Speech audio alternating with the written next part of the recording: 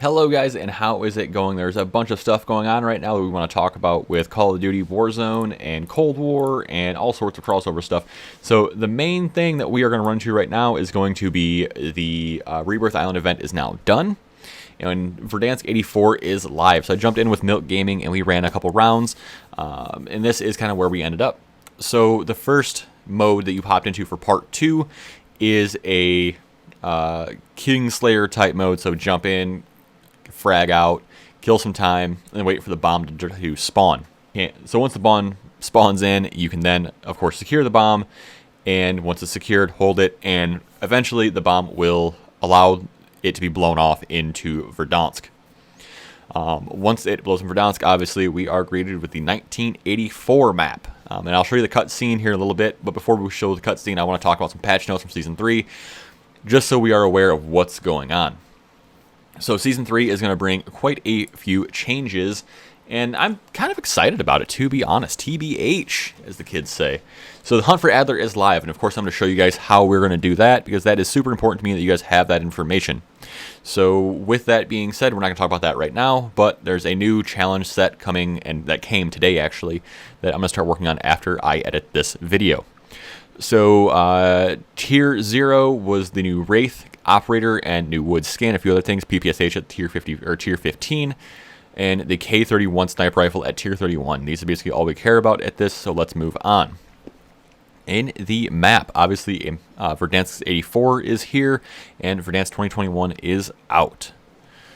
Loots across Verdansk have changed. We're in 1984, which means only Cold War weapons will be around. That is something to keep in mind. That said, in your loadouts, you can still use Modern Warfare guns, so do not fret about that. Only legendary weapons will spawn as blueprints, which is kind of nice. And sticking a player with a Semtex will now always down them. I know Sally the dog was complaining about this a week or two ago on TikTok, and now look what happened. So bug fixes. Fixed a bug with most Cold War barrels where hip spread and ADS idle sway were being increased when they should not have been. Shocker. Things did what they shouldn't have done. Fixed a bug with the ZRG optics that disabled the ability to hold breath. Kind of not really important, to be honest. Fixed a bug with loot drop in close proximity to death. Okay, that doesn't seem like a big deal. Fixed a bug where player was down while switching to a gunner seat to become invisible or invulnerable. That seems kind of ridiculous. Fixed a bug causing a random operator select to only select coalition operators from Modern Warfare. That's not random. Fixed a bug causing certain operator models to appear headless while using the FFAR1. Okay. So, I dealt with this a couple days ago, and I was like, what the F? So, I'm glad that's fixed, because that was obnoxious. Cold weapons have had their ammo names updated. Interesting. Crosshair has been updated to match other ARs. Okay, you know what that means. So LC10 and the Farah are now unlockable for those of you that didn't have the Battle Pass in that last season. So we can work on that, or didn't get to the Battle Pass last season. We can work on that on the Smurf account. So we will do that here soon. I posted a video a few days ago about the AK-47, and it holds true more so now than ever. The only adjustment that I might make right now would be the Liberator barrel over the VDV, but I like the VDV personally. I just prefer it because of the range I use the gun at. The recoil pattern of the AK-47 has made its downsides more apparent than its upsides, so they smooth the recoil out, and it is significantly easier to use, so use it if you haven't. The Farah 83 got a damage increase at minimum and a maximum decrease. Maximum damage range increase 17%, and the recoil pattern has been adjusted. So it was kind of a weird mix between the FAR and the AK. But I like the FAR, and I've always liked it, so I'm curious to see what that does. Obviously, the FAR, the FAR was what I used because that's what we had to use. Maximum damage on the FAR was reduced from 30 down to 27. That is huge. Maximum damage range decreased by 15%. Also, massive. And also, anything from upper chest has been reduced by a multiplier, basically. So that's kind of crazy. ADS speed decreased slightly. So now you really need to outfit that thing for what you're using it for, and you're not going to use a scope. You're going to use probably the Raider stock and the Serpent wrap. Groza. The Groza recoil was increased, and the ADS speed decreased slightly. Upper damage was decreased. Okay. Krig got a pretty good buff by the looks of it across the board. No changes to the gun damage, but they increased the multipliers all the way around. So it should do a little more damage all the way around. The QBZ could be a contender in a few ways, but it's just weird. It's just a weird gun to get used to, but I do like the gun. It's pretty lasery. So the LC-10 is a lot more viable than it was right now. Than it was last season. The bullet velocity increased slightly. Any bullet velocity increases definitely helps that gun.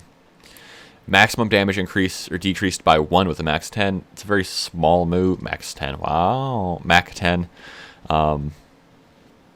So, I mean, it's okay. I don't think we're going to see this changing anything, to be honest. The Pellington, they slowed it down.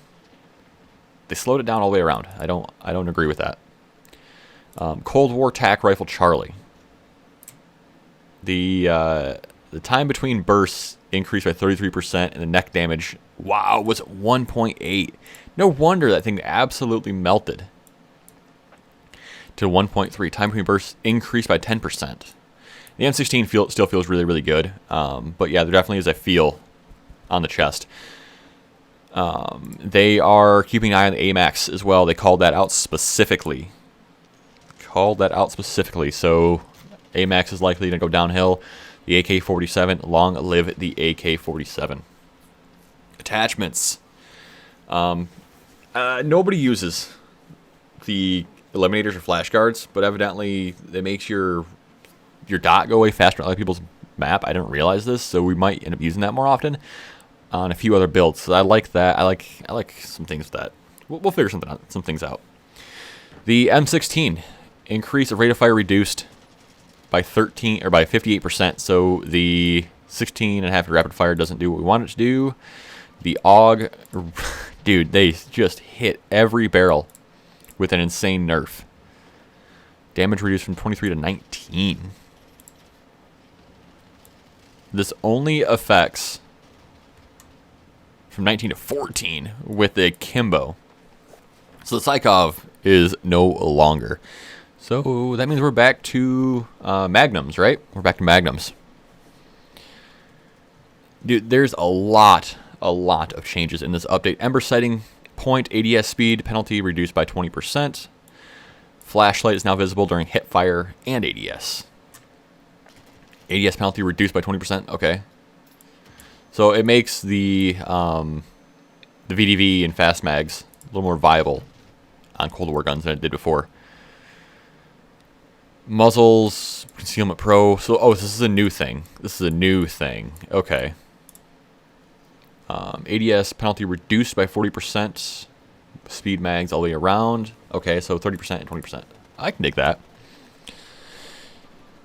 Optics, nobody uses the multi-zoom as far as I'm aware. The SUSTAT. Ultra Zoom Custom. Okay. So these two are probably the most viable and the most important to be using right now, I would say, in the scopes, the sniper scopes anyway. The Vulture and the Ultra Zoom. The rear grips increased to ADS speed reduction by roughly 10%. What do you mean roughly 10%? You're a freaking dev. Just tell me the 9.82 or something stupid like that. So here is their explanation. We began the iterative process of tweaking values on attachments. We like the diminution of weapon downside to be a build direction rather than a single attachment choice. As it stands, we feel most attachments need to have their values addressed in some regard to achieve this. We are hoping to make some previously non-viable options less so, in addition to widening overall build variety.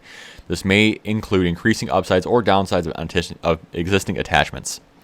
We are also actively looking at how we can create more compelling choices within the confines of attachment categories, chiefly muzzles like the monolithic and agency.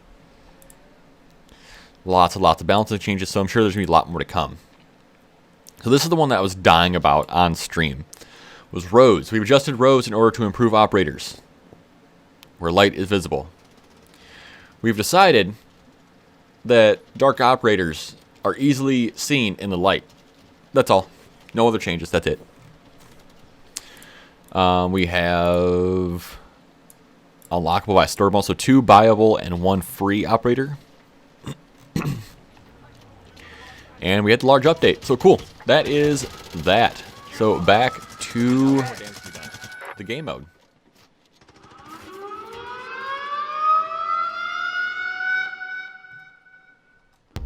Yep.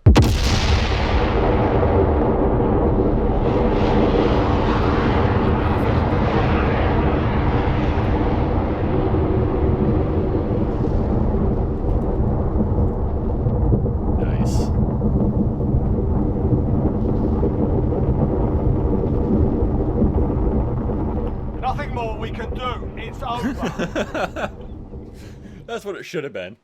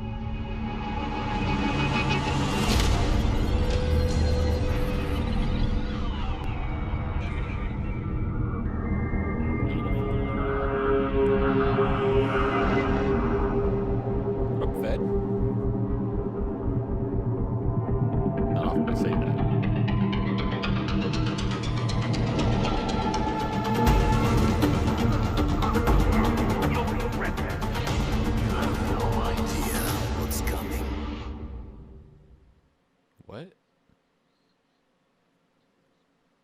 Yeah, and the numbers that were floating in the air? Oh, yeah, the brainwashing. So, do we think that Adler's brainwashed? Heck yeah. Alright, boys and girls, this is how I find an hour. I'm going to let it run. We're going to try to get some footage, or check out the map, some things. We didn't really get any kills, didn't really do anything like that. Just kind of checking things out. Getting ready for the new 84 map. That said, those of you that joined me on live stream and hung out this morning, I appreciate it. Have a good one, guys. I will see you around the raid.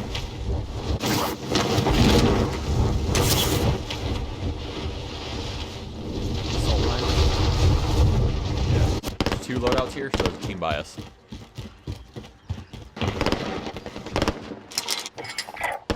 Heading down.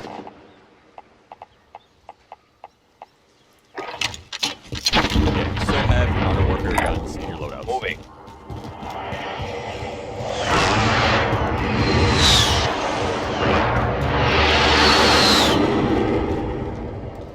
You evaded the enemy track. Good work. Yeah, my game is like it's got Vaseline pushed across it.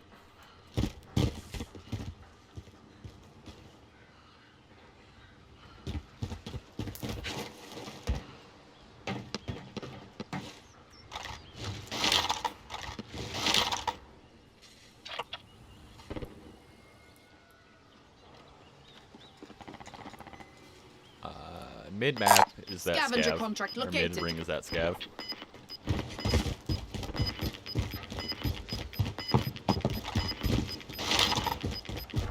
Got gas moving in. Slow. Well, compared to the K98, that's supposed to be like fighting against, basically. Left, yep. Ooh, I hit it.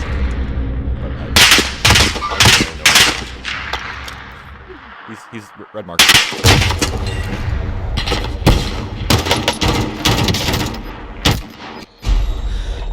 Welcome to the group. If you survive, you earn your freedom.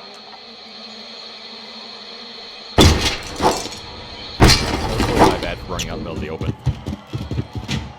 Listen up, soldier. Win here What's and you this? return to the front line. But if you lose, you're done.